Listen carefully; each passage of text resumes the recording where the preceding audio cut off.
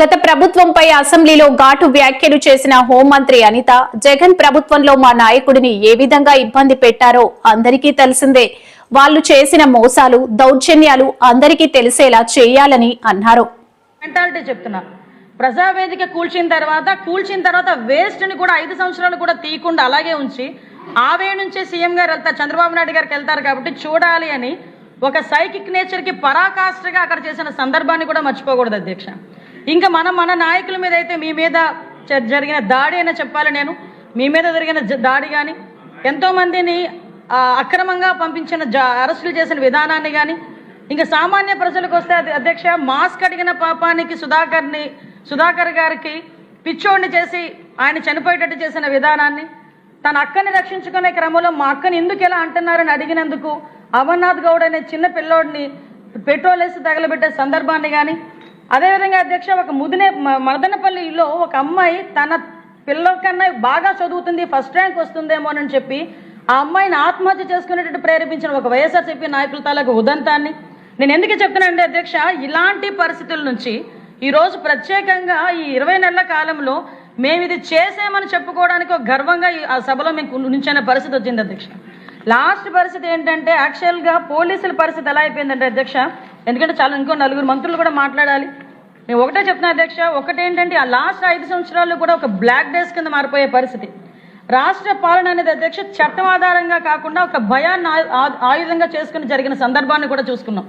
అదేవిధంగా అధ్యక్ష law and order అనేది ఒక వ్యవస్థ కాదు, ఒక రాజకీయ అవసరాలకు ఉపయోగపడే పరిస్థితికి దిగజార్చేసిన సందర్భాన్ని కూడా మనం ఈరోజు గుర్తు చేసుకోవాలి అధ్యక్ష. పోలీసు వ్యవస్థని కంప్లీట్గా నిర్వీర్యం చేసేసి పోలీసులు ప్రజల గురించి కాదు రాజకీయ ఆదేశాల గురించి పనిచేస్తున్న మన స్థాయికి దిగజార్చి వాళ్ళు కూడా మనసు చంపుకొని పని చేయలేక కొంతమంది ఇళ్లకు పరిమితమైపోయిన సందర్భాన్ని కూడా గుర్తు చేస్తున్నారు అధ్యక్ష. ప్రజల ప్రాణాలంటే విలువ లేదు, ఆస్తులకి రక్షణ లేదు, మహిళ భద్రత అన్నది ప్రశ్నార్థకం, భూములకి రక్షణ లేదు అధ్యక్ష. దీని ఫలితం ఎలా ఉందిరా అంటే పెట్టుబడులు రావాల్సిన పెట్టుబడులు రాలేదు, వచ్చిన పరిశ్రమలు వెనక్కి తిరిగి పారిపోయే పరిస్థితి. అంటే ఈ రోజు పరిస్థితి ఎలా ఉందంటే అధ్యక్ష, ఈ రోజు మనకి పోలీసు వ్యవస్థను కూడా నిర్వీర్యం చేశారని ఇందాకే చెప్పాను అధ్యక్ష. ఎంతలా నిర్వీర్యం చేశారంటే యుద్ధంలోకి వెళ్ళిన సైనికుడికి అస్త్ర సన్యాసం చేసినట్టుగా అయిపోయింది అధ్యక్ష. అంటే కనీసం వాళ్ళకి ఒక ఇన్వెస్టిగేషన్ చేయడానికి వాళ్ళ దగ్గర ఒక టూల్స్ లేవు, ఒకరి ఫింగర్ ప్రింట్ ఐడెంటిఫికేషన్కి సంబంధించినది వాళ్ళ దగ్గర లేదు, CCTNSని ఎలా మెయింటైన్ చేయాలో తెలియదు, ఫోరెన్సిక్ డిపార్ట్మెంట్లో పనిచేయడానికి సిబ్బంది లేరు, దానికి సంబంధించిన మౌలిక సదుపాయాలు లేవు, యంత్రాలు లేవు, ఒక సైబర్ క్రైమ్ డీల్ చేయడానికి దానికి సంబంధించిన ఎక్విప్మెంట్ లేదు, ఆఖరికి వాళ్ళకి తిరగడానికి వెహికల్స్ కూడా లేవు అధ్యక్ష. ఇప్పటికీ కూడా చాలా మంది సభ్యులు నన్ను వచ్చిన ఫస్ట్ క్వశ్చన్ అడిగేది ఏంటంటే మాకు బళ్ళు ఎప్పుడు ఇస్తారు, మొదట్లో అడిగేదేమో గంజా ఎప్పుడు నిర్మూలిస్తారు అని అడిగేవారు, ఇప్పుడు కాస్త వచ్చి మాకు బళ్ళు ఎప్పుడు ఇస్తారు అని అడుగుతున్నారు. అంటే కనీసం పోలీసులకి వాళ్ళకి కావలసిన కనీస సదుపాయాలని మౌలిక వసతుల్ని కూడా కల్పించకుండా, వాళ్ళ ఇన్వెస్టిగేషన్కి కూడా వాళ్ళకి సహకరించకుండా కేవలం పరదాలు కట్టడానికి, అక్రమ అరెస్టులు చేయడానికి, అక్రమ కేసులు పెట్టడానికి, హౌస్ అరెస్టులు చేయడానికి ఉపయోగించుకొని వ్యవస్థని కంప్లీట్గా జీరో చేశారు అధ్యక్ష. 2024 what ever it may be, పాపం ఎప్పటికైనా పండుతుంది అంటారు అతని. అదే అంటే గాల్లో హెలికాప్టర్ కింద నుంచి ఎవరు పేలుస్తారని భయపడినట్టున్నాడులే అన్న. సో ఆటోమేటిక్ నిజం అధ్యక్ష, అసెంబ్లీ నుంచి అతను వాళ్ళ ఇంటి నుంచి అసెంబ్లీకి రావాలంటే 2000 మంది పోలీసులు రోడ్డు మీద ఎండలో నిలబడాల్సిన పరిస్థితి. అతని ఇంటి దగ్గర 900 మంది పైగా కానిస్టేబుల్ ప్రతిరోజు కాపలా కాసే పరిస్థితి. అటువంటి పరిస్థితి నుంచి అధ్యక్ష ప్రజలు నిజంగా విసిగి ఎంత వేసారిపోయారో, ఎన్డీఏ కూటమి పట్ల ఎంత నమ్మకంగా ఉన్నారో 24 ఎన్నికలు చూస్తేనే అర్థమవుతుంది అధ్యక్ష.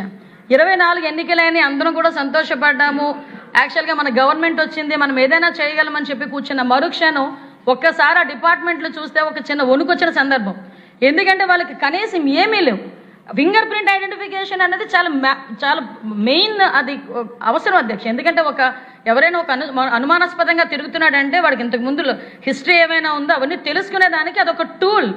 రోడ్డు మీద పెట్రోలింగ్ చేసే వ్యక్తి అనుమానాస్పదంగా ఒకటి తిరుగుతున్నాడంటే ఎవరైనా నాయన ఇలా రా ఇక్కడ ఫింగర్ ప్రింట్ పెట్టు అంటే ఇమీడియట్గా అతను దొంగ, లేకపోతే ఇంతకు ముందు కేసుల్లో ఉన్నాడా, లేకపోతే అతను మామూలుగా వచ్చాడా, ఇలాంటి సిస్టమ్ ఉండేది అధ్యక్ష. అలాంటి వాటిని కూడా నిర్వీర్యం చేసేస్తే క్రైమ్ పెరగక ఏమవుతుంది అధ్యక్ష, ఆఖరికి పెట్టుబడులు లేక, పరిశ్రమలు రాక, యువత అందరూ కూడా గాంజా బారిన పడి, ఎంత దౌర్భాగ్యం అంటే పక్క రాష్ట్రాల వాళ్ళు మైకుల ముందు కూర్చొని గాంజా గాంజా ఎక్కడి నుంచి వస్తుందంటే ఆంధ్రప్రదేశ్ చూపించేవారు, డ్రగ్స్ ఎక్కడి నుంచి వస్తుందంటే ఆంధ్రప్రదేశ్ వైపు చూపించేవారు. సిగ్గు అనిపించేది అధ్యక్ష. ఆ పొజిషన్ నుంచి ఈరోజు మేము 2024లో మనం అధికారంలోకి వచ్చిన తర్వాత మొదటి రోజు నుంచి కూడా పోలీస్ ప్రక్షాళన అనేది జరిగింది అధ్యక్ష. అసలు పోలీసులకి మినిమంగా మనం ఏమి ఇవ్వాలి, పోలీసులకి ఏం కావాలి అని చెప్పి ఆ సీసీటీఎన్ఎస్ మెయింటెనెన్స్కి కానీ, మనకి ఫింగర్ ప్రింట్ ఐడెంటిఫికేషన్కి కానీ, పామ్ ఐడెంటిఫికేషన్స్కి కానీ, ఫోరెన్సిక్స్కి కానీ, వీటన్నిటికీ కూడా పాత బకాయిలన్నీ చెల్లించి తిరిగి వాటిని రీస్టోర్ చేయటం. ఇంతకు ముందు చంద్రబాబు నాయుడు గారు సీఎంగా 2014 నుంచి 19లో ఉండేటప్పుడు 14,000 సీసీటీవీ కెమెరాస్ అప్పుడు పెట్టున్నారు. ఆ 5 సంవత్సరాలు కూడా సీసీటీవీ కెమెరాస్ బొమ్మల్లాగా అలానే ఉన్నాయి, కానీ ఒక్కడు కూడా మెయింటైన్ అవ్వదు, కనీసం ఒకటి కూడా పని చేయట్లే. మళ్ళీ అగైన్ 24లో మనం వచ్చిన తర్వాత ఆ 14,000 సీసీటీవీ కెమెరాస్తో పాటు ఈ రోజు దగ్గర 1,40,000 సీసీటీవీ కెమెరాల్ని ఈ రోజు సుమారుగా రాష్ట్రం మొత్తం మీద మనం పెట్టుకొని కమాండ్ కంట్రోల్ రూమ్ ద్వారా మనం మానిటర్ చేయగలుగుతున్నామంటే ఇది ఈరోజు ఎన్డీఏ కూటమి తాలూకా ఒక నిబద్ధత అని చెప్పి మనం అందరం కూడా చెప్పుకోవచ్చు అధ్యక్ష.